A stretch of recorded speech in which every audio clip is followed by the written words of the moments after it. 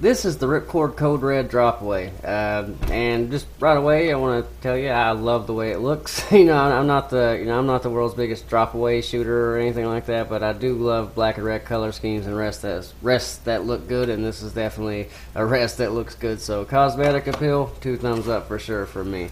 But let's dive into this, and we will take a closer look at it. I know I actually am very familiar with this rest, so let me get it out and wound here.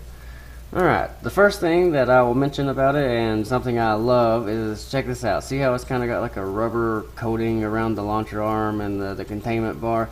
That is awesome. Like, it is really soft, and I mean, there's a little bit of felt on it too, but with most dropaways, you just got this little sticky felt that you put on it. It comes off with a very few amount of shots, and it's just aggravating. But this stuff, it's permanent, and it is the most, listen to that. It's so effective. So I mean, even rattling it around hard, there's no clank or bang. It's just a soft, and that's actually pushing it. I mean, just walking around in the field isn't going to do anywhere near that. And the way the launcher arms are, the way they're set up with the containment bar over the top, I mean, your arrow can't really bounce around much. And I mean, worst case scenario, if you even drop the bow, with the way this is set up, it's so well contained that your arrow is not going to fall out. Like, this containment bar goes right over the top, and the launcher arms are so tall, which I think is brilliant. The arrow will not fall out of that thing. So even under the worst circumstances of the arrow bouncing around, you're good. So that's a big deal. I mean, there's a lot of dropaways out there that are flatter. There's some that just bounce right off. So when it comes to things like that, that really helps out for people that just want little conveniences like that. You don't really realize how awesome and important it is until you don't have it. So that's definitely worth mentioning. Another thing, considering this is a dropaway, it's worth noting that there is tons of adjustment on this thing, which is a big deal, because dropaways can be tough to tune on a bow, especially if you're, the first time when you're starting from scratch. So having as much adjustment it's awesome. It helps so much.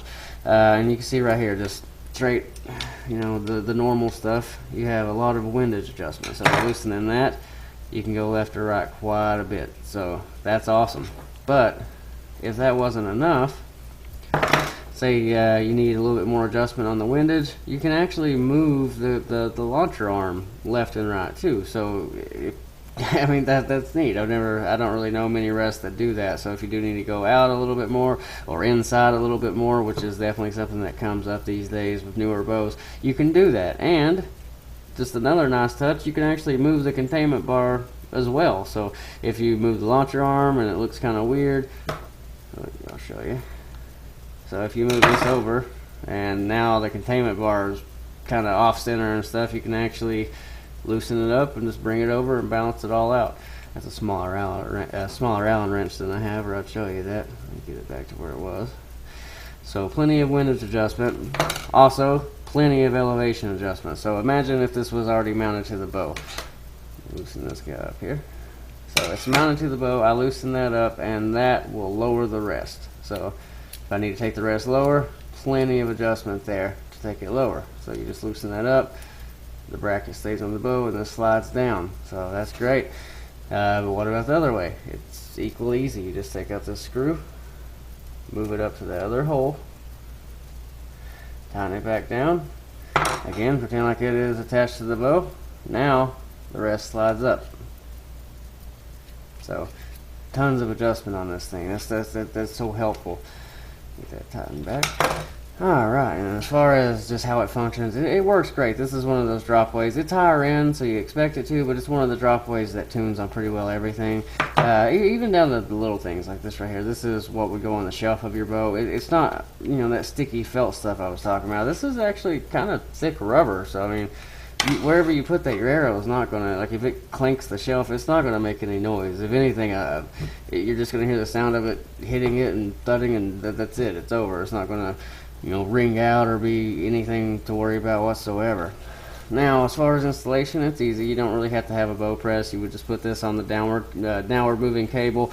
And another thing that's really important to me with dropaways, once you shoot, some of them, like if they're cheaper or not made very well, when you shoot, sometimes the launcher arm can bounce and kind of make a noise, and that drives me nuts. But this actually has a built-in braking system in it, and there's built-in dampeners in it too, so it just goes, you know, an extra step to make sure that all those little things are covered. So it's not going to be loud, it's not going to do that crazy aggravating bounce back thing that drives me nuts, so that's a plus.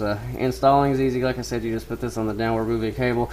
Now, a big word of caution, there's not many reasons you would ever run into to actually have to tear into one of these or do what I'm about to talk about, but just so you know, when you're installing this, if you ever go to do it on your own, you can do it without a press, but just be absolutely sure once you put this string where it needs to be, that cable where it needs to be, you'll have this little football clamp here, easily assembled. You just have a couple of screws.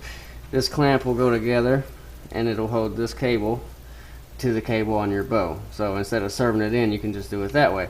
But word of caution, when you do that, you'll have a little bit of excess cable hanging off. Before you trim that excess, make 100% sure, absolute, beyond a shadow of a doubt sure, that it is exactly where it needs to be, because it has come up a lot, and on all dropaways, people will do that, then they'll cut off the excess before they try it, then they go to shoot it and realize they actually needed a little bit more cable, and they cut it off prematurely without checking it. And then, I mean, it can be fixed, but it's tough. You have to replace this cable in this case, and getting into this and doing that, it's kind of tough. These little screws come out, and just be careful, because when you do that, there's a spring in there that'll just pop off. But outside of that, there's really nothing bad to talk about. So this is the Ripcord Code Red. Just wanted you guys to get a chance to look at it. If you're in the market for a dropaway, definitely consider it, read up on it, and see if it's right for you.